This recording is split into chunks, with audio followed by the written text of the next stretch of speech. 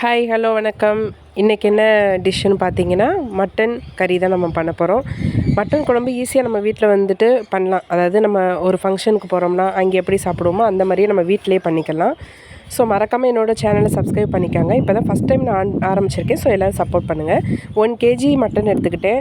அதை வந்து ஃபஸ்ட்டு நம்ம வேக வச்சு எடுத்துக்கணும். சூப்பு மாதிரி வச்சு குடித்தாலும் சரி, இல்லை நீங்கள் வேக வச்சு அதை குழம்பா வச்சாலும் சரி.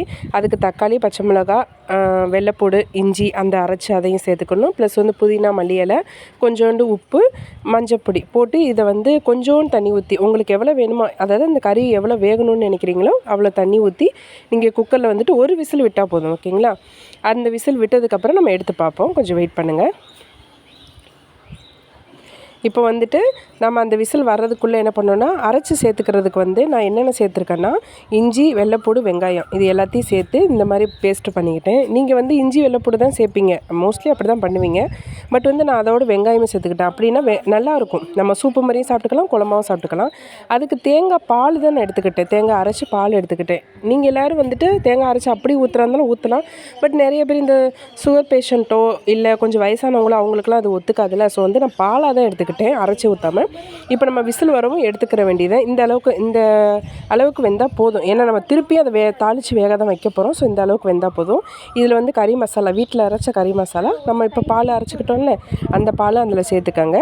கொஞ்சம் நல்லா மிக்ஸ் பண்ணிக்கோங்க. சரிங்களா? உங்களுக்கு உப்பு இதெல்லாம் டேஸ்ட்லாம் இருக்கான்னு பார்த்துக்கோங்க. அப்படி இல்லைனா கூட நீங்கள் சேர்த்துக்கோங்க.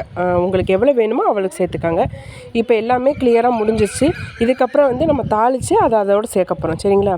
இப்போ கடாயை வச்சுட்டு அதில் எவ்வளோ எண்ணெய் தேவையோ கொஞ்சம் எக்ஸ்ட்ராவே எண்ணெய் கூட ஊற்றிக்கோங்க.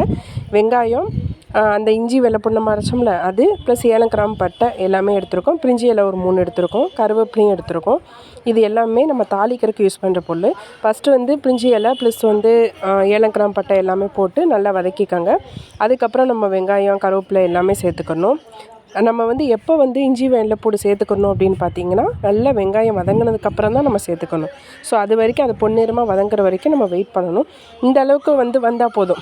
ஏன்னா ரொம்ப வந்துட்டு ப்ரௌனிஷாக வரணும் அப்படின்னு தேவையில்லை. இந்த அளவுக்கு வந்ததுக்கப்புறம் நீங்கள் அந்த வெள்ளைப்பூடு, இஞ்சி அரைச்சி வச்சுருக்கீங்களே அதோடு நம்ம வெங்காயமாக அரைச்சிருக்கோம் ஞாபகம் இருக்கா, அதையும் அதோடு சேர்த்து நல்லா வதக்கி விட்டுக்கோங்க.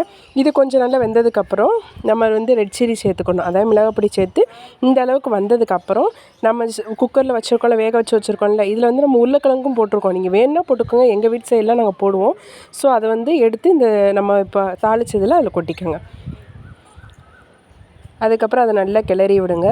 கொஞ்சம் நீங்கள் பார்க்கும்போதே தெரியும் நம்ம தேங்காய் பால் ஊற்றுனதுக்கும் ப்ளஸ் மஞ்சப்பொடி போட்டதுக்கு எல்லாத்துக்குமே சேர்த்து அந்த குழம்பு வந்து ஆயில் பிரிஞ்சிடும். ஏன்னா நம்ம தேங்காய் பால் போட்டிருக்கோம், ஆயில் பிரிஞ்சிடும். இப்போ லாஸ்ட்டாக நல்லா வெந்ததுக்கப்புறம் நம்ம பார்க்குறோம் பாருங்கள், இந்த அளவுக்கு வந்திருக்கும். ஆயில் தனியாக பிரிஞ்சிருக்கும். ஏன்னா நம்ம தேங்காய் பால் ஊற்றிருக்கோம்.